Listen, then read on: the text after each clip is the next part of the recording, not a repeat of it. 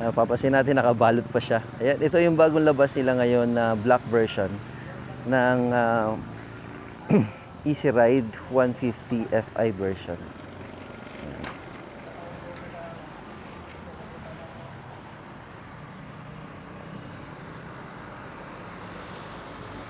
Easy Ride 150p. Yan. Okay, so simulan natin dito sa harapang bahagi ng motorsiklo na ito. Napakaganda tignan yung harapan ito. Akala mo big bike. Oh, 'di ba? Parang big bike, 'di ba? Yung datingan ng forma niya. So makikita natin dito, ay ito ay may parang silver lining siya dito. Tapos ito yung mga daytime running light niya. So umiilaw itong parang brows niya. Yan, parang eyebrow niya ito. Tapos pagdating dito, meron tayong dalawa dito sa kabilang bahagi na projector lamp. Tapos meron din ditong projector lamp. So possible yung isa dito ay high, tapos yung isa naman yung low. Ayan. Tapos meron konting bahagi dito na parang honeycomb na plastic na pwede mo naman din itong lagyan pa rin ng kung gusto mong maglagay ng ibang mga design niya.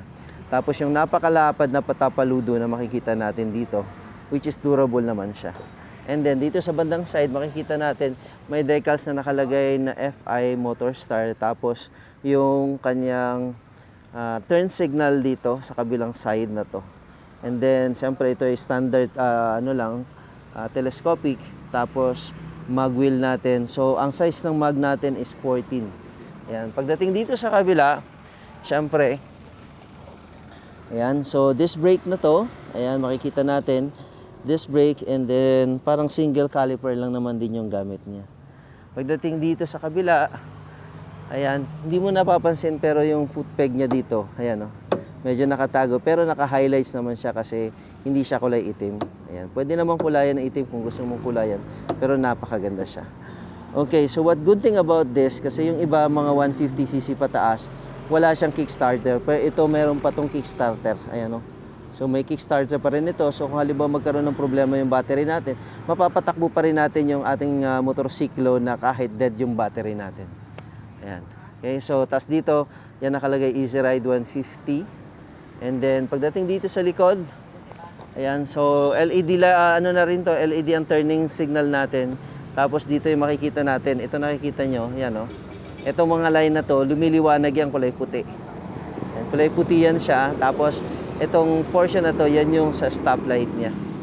Stoplight niya, tapos daytime running light niya rin ito. Ayan, tapos syempre yung a little bit of yung lights dito pa signal para sa ilaw natin pag makikita yung ating plate.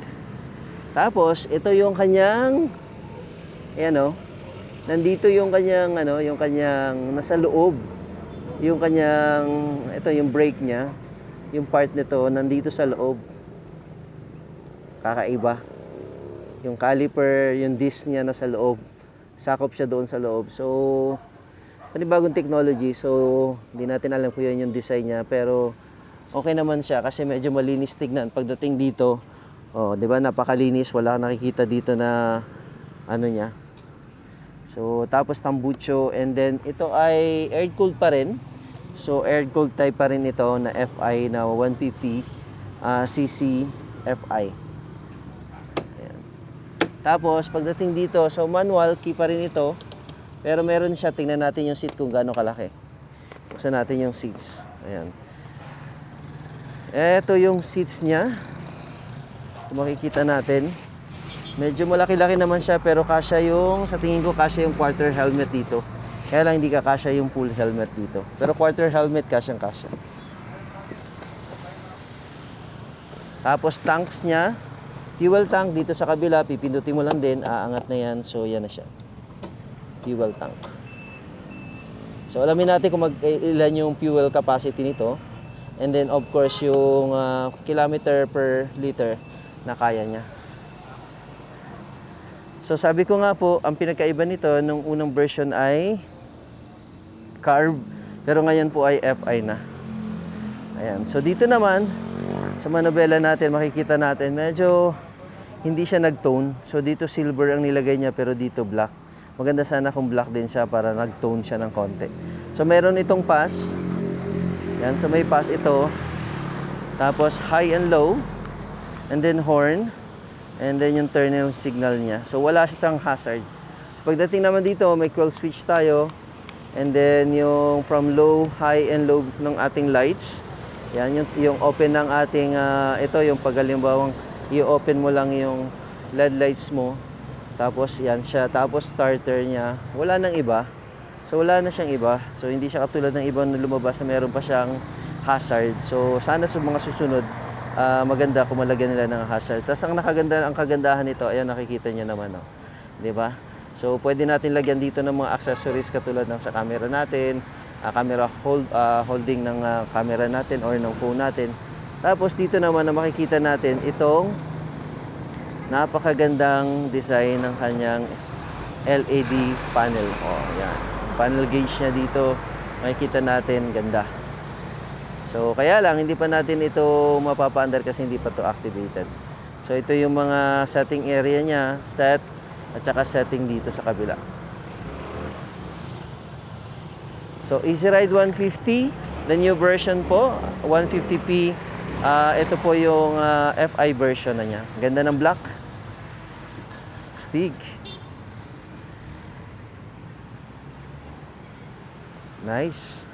Nice Motorstar. So, like what I said, kung bibisitahin niyo po sila, nandito lang po sila along National Road o Puerto Princesa, Barangay San Miguel po. Ayan, dito lang po sila located. Ayan, makikita natin. Harap lang po ng isang Motolite dito. Ayan, ito na po yung makikita natin, Motorstar. So, bisita lang po rito sa mga gusto magkaroon ng bagong motor at naghahanap ng mura but quality kind of motorcycle. Dito yan sa Motorstar, Puerto Princesa City, Palawan. Marami pong salamat. This is Mo to Ride for motor update. Please tune into my channel and subscribe to my channel na rin po. Marami pong salamat. Ingat po kayo palagi.